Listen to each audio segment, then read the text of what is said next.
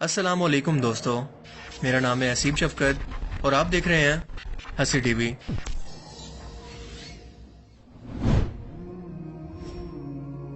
کیا آپ سب نے اس سے پہلے کبھی غور کیا کہ اللہ پاک قرآن کریم کے اندر فرماتا ہے کہ میں نے زمین اور آسمان کو صرف 6 دنوں کے اندر بنایا اور 7ویں دن اپنے عرش پر جا کر ٹھہرا۔ اسلامی تعلیمات میں ایک ہفتے کے 7ویں دن یعنی جمعہ کو یوم السبت کہا گیا، یعنی سب سے برکت والا دن اور باقی دنوں کا سردار۔ حرم کعبہ یعنی اللہ کے گھر کا طواف کرنے کا حکم بھی 7 مرتبہ دیا گیا اور 7 مرتبہ صفا و مروہ پہاڑی کے چکر لگانے کا حکم بھی دیا گیا ہے۔ حج کے دنوں میں شیطان کے ہر ایک علامتی پلر کو 7 کنکریاں مارنے کا حکم دیا گیا ہے۔ سورہ فاتحہ، جسے قرآن کریم اور توحید کی بنیاد کہا جاتا ہے، اور یہ اتنی اہم ہے کہ دن میں 5 مرتبہ نماز پڑھتے وقت مسلمان ہر رکعت کے اندر اسے پڑھتے ہیں، اور اس کے اندر کل 7 آیات ہیں اور 21 حروف، جو 7 اور 3 کا ملٹیپل ہیں۔ 7 سال کے بچے کو ہر صورت نماز پڑھانے کا حکم دیا گیا ہے۔ جنت اور جہنم کے دروازے 7 ہیں، ان کے 7 درجے ہیں۔ سورہ الطلاق آیت 12 کے اندر ارشاد ہوتا ہے کہ اللہ نے 7 آسمان اور انہی کے برابر 7 زمینیں بنائی جس کے اندر اس کا حکم اترتا ہے۔ اس کے علاوہ اللہ نے زمین پر اور 7 مضبوط آسمان یا پھر آسمان کی تہیں بھی بنا دی ہیں۔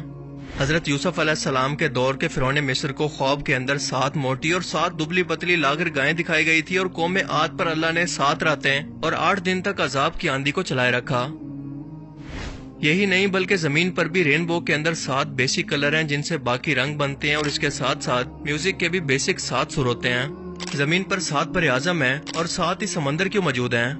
آخر نمبر 7 کے اندر ایسی کیا خاص بات ہے کہ یہ قرآن کریم کے ہر ایک اہم واقعے کے اندر اور دنیا و کائنات کی بناوٹ کے اندر ہمیں ہر جگہ پر دیکھنے کو اور سننے کو ملتا ہے؟ یقیناً اس نمبر کے اندر کوئی نہ کوئی ایسا راز چھپا ہوا ہے جسے ہم لوگ ابھی تک نہیں جانتے۔ قرآن کریم میں نمبر 1 کے بعد نمبر 7 سب سے زیادہ بار رپیٹ ہوا ہے، اور یہ حقیقت ہے کہ ہماری کائنات کا نظام سب اٹامک لیول سے لے کر کائنات کی ترتیب تک سب ایک خاص قسم کی میتھمیٹیکل نمبرز کی ترتیب سے ڈیزائن کیا گیا ہے۔ میتھمیٹکس یا نمبرز اس کائنات کی ترتیب کی زبان ہے، اور ہماری یہ کائنات فیبناچی نمبرز یا گولڈن ریشو کی ترتیب پر بنی ہے جسے لیونارڈو آف پیسا نے متعارف کروایا، اور یہ ترتیب کچھ ایسے ہے کہ مثال کے طور پر آپ ایک نمبر کا اسکوائر لیں، اب اس کے ساتھ اسی سائز کا ایک دوسرا اسکوائر جوڑ دیں، اب اس کے ساتھ ایک 2x2 کا اسکوائر جوڑ دیں، اب اس کے ساتھ ایک 3x3 کا، پھر 5x5 اور پھر 8x8 کا۔ اب اگر ہم بالکل اسی ترتیب کو اسی طرح سے بڑھاتے جائیں تو یہ خاص قسم کی اسپائرل شیپ کو بناتی ہے جسے ہم کہتے ہیں گولڈن ریشو یا فیبناچی نمبرز۔ یہ وہ ترتیب ہے جو کہ اس وقت حاصل ہوتی ہے جب ہم ایک پچھلے نمبر کو اگلے 2 نمبرز کے اندر شامل کرتے جائیں، اور حیرت انگیز طور پر پودوں کے پتوں سے لے کر پھولوں، یعنی ہر ایک پودے، جانور اور خود انسان کے جسم کے اندر بھی بالکل یہی ترتیب موجود ہے۔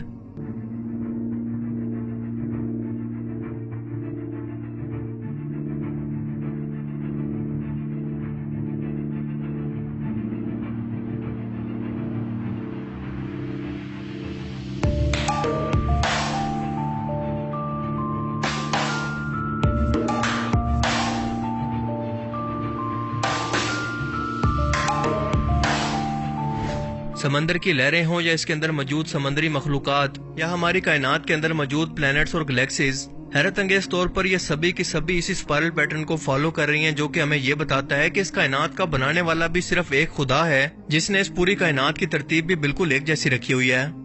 یہ ہمیں کائنات کے ایک خالق یا ایک ہی سوچ کا پتہ دیتی ہے۔ کچھ ہی سال پہلے اس فارمولہ کی مدد سے انسانوں نے کائنات کی حیرت انگیز ترتیب کی کھوج کی، اور انسانوں کو اللہ کی قدرت کی ایک اہم ترین جھلک نظر آئی کہ یہ کتنے پرفیکٹ انداز کے اندر سوچ سمجھ کر بنائی گئی ہے، جیسے کوئی انجینئر ایک بلڈنگ بنانے سے پہلے اس کا پورا سٹرکچر اور اس کے نقشے کو بناتا ہے تاکہ یہ ٹکی رہے۔ پر ہمیں آج تک یہ نہیں پتا کہ یہ کائنات کے اندر ترتیب موجود کیوں ہے، بس یہ پتا ہے کہ یہ موجود ہے۔ بالکل ایسے ہی جیسے ہم نمبر 7 کو اسلامی تعلیمات سے لے کر زمین و آسمان کی ہر ایک ترتیب کے اندر دیکھتے ہیں، مگر اب تک یہ نہیں جانتے کہ اس کے پیچھے خاص وجہ یا میتھمیٹیکل لاجک دراصل ہے کیا۔ آسان الفاظ میں اسلامک اسکالرز کے لیے اور سائنٹسٹ کے لیے نمبر 7 آج تک ایک مسٹری ہے، ایک پہیلی جس کا اب تک کسی کے پاس کوئی جواب نہیں۔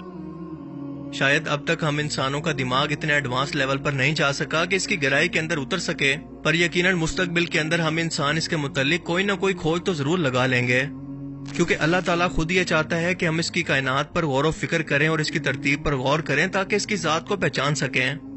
اس لیے وہ بار بار انسانوں کو دعوت دیتا ہے کہ ہم نے دنیا و کائنات کے نظام کے اندر دن اور رات کے بدلنے کے اندر نشانیاں رکھی ہیں، مگر صرف اور صرف عقل والوں کے لیے۔ پھر فرماتا ہے کہ ایک نظر اٹھا کر اس کی کائنات کو دیکھو تو تمہیں اس کے اندر کوئی خامی نظر نہیں آئے گی، یہ بالکل پرفیکٹ ہے، بالکل اللہ کی ذات کی طرح۔ قرآن کریم علم کے علاوہ نمبرز کی ترتیب کے لحاظ سے بھی ایک معجزے سے کم نہیں ہے۔ مثال کے طور پر اگر آپ پورے قرآن کا مطالعہ کریں تو لفظ سزا 117 بار رپیٹ ہوا ہے، جبکہ لفظ معافی 234 بار۔